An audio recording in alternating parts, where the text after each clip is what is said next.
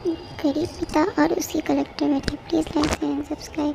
किसी ने बड़े कमाल की बात कही है कि जो इंसान खुद के लिए जीता है उसका एक दिन मरण होता है, लेकिन जो इंसान दूसरे के लिए जीता है उसका हर दिन स्मरण होता है।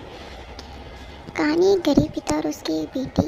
एक गरीब पिता अपनी बेटी के साथ शहर के बहुत महंगे होटल में पहुंचा। उस गरीब पिता ने फटे पुराने कपड़े पहने हुए थे और उसकी बेटी ने स्कूल की ड्रेस पहनी हुई थी, क्योंकि वह स्कूल से सीधा उसको लेके आया था। जब वो दोनों होटल के अंदर पहुंचे तो वेटर ने पूछा, सर आप खाना पसंद करेंगे? आपने ऑर्डर बता दीजिए। उसकी बेटी ने कहा, आप एक प्लेट पाव भाजी लेकर आ जाइए। वेटर ने कहा, सर आप कुछ नहीं लेंगे?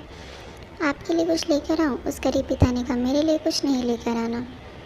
आज मेरी बेटी के लिए पार्टी और मैंने अपनी बेटी से वादा किया था कि अगर तुम पूरे ज़िले में 10th क्लास में टॉप करोगी तो मैं आपको पार्टी दूंगा। सबसे महंगे होटल में मैं आपको पाव भाजी खिलाऊंगा, तो आप उस बच्चे के लिए ले आएँ। यह बात जब वेटर ने सुनी तो वो दौड़ते हुए अपने होटल के मैनेजर के पास पहुंचा और मैनेजर से कहा, सर मेरी आपसे एक छोटी सी दरख्वास्त है, आप मेरी सैलरी में से काट लेना, लेकिन आज मैं चाहता हूँ जो बच्ची उस टेबल पर बैठी है अपने पिता के साथ, उसके पिता को भी एक प्लेट पाव भाजी खिलाई जाए।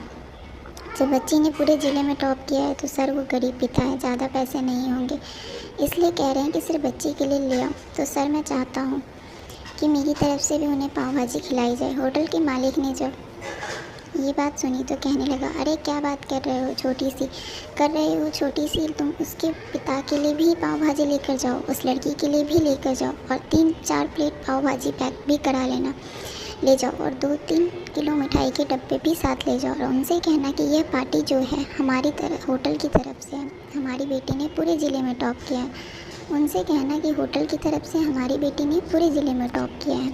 उनसे कहना कि पूरे मोहल्ले में मिठाई बांटिए और जश्न मनाइए।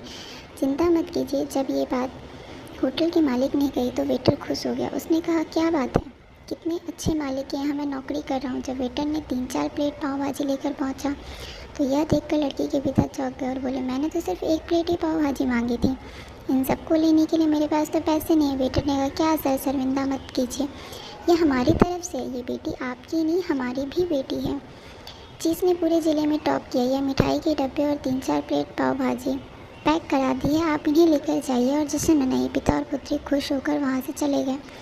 कई साल इस बात को बीत गए और उस बेटी ने इतने साल कड़ी मेहनत की और यूपीएससी की तैयारी करके कलेक्टर बन गई।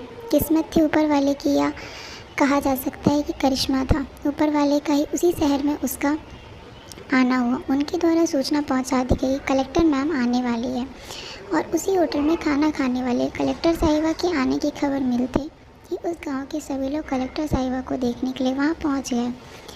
किसी को इस बात का बिल्कुल भी अंदाज़ा नहीं था कि ये वही पिता और बेटी है।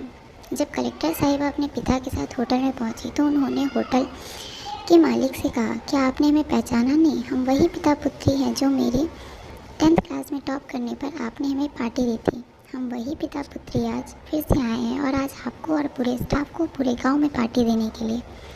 आपने उस दिन गरीबी का साथ दिया, गरीबी का सम्मान किया। आपने उस दिन जो हमें पार्टी दी उसने मुझे बताया कि मुझे कितनी और ऊंचाई तक पहुंचना है और मुझे मेरी मंजिल तक पहुंचना है। आपने मुझे एक नई प्रेरणा दी थी और मैं आज उसी प्रेरणा का एहसान चुकाने आई हूँ। कलेक्टर मैडम अपने मन की बात कहते जा रहे थे और उनकी आंखों से आंसू बहते जा रहे थे। होटल का मालिक और वेटर दोनों हाथ को जोड़कर खड़े थे और कह रहे थे, क्या बात है, ऊपर वाले का आशीर्वाद है। छोटी सी कहानी है लेकिन सिखाती है, कभी भी किसी गरीब का मजाक मत उड़ाना और हो सके तो उसकी मदद करना। अगर मदद ना कर सको तो मजाक मत उड़ाना, क्योंकि वह सब देख रहा है, बनना है तो उसकी नज़र में अच्छा बनिए। Please like share and subscribe. आपको ये स्टोरी पसंद आई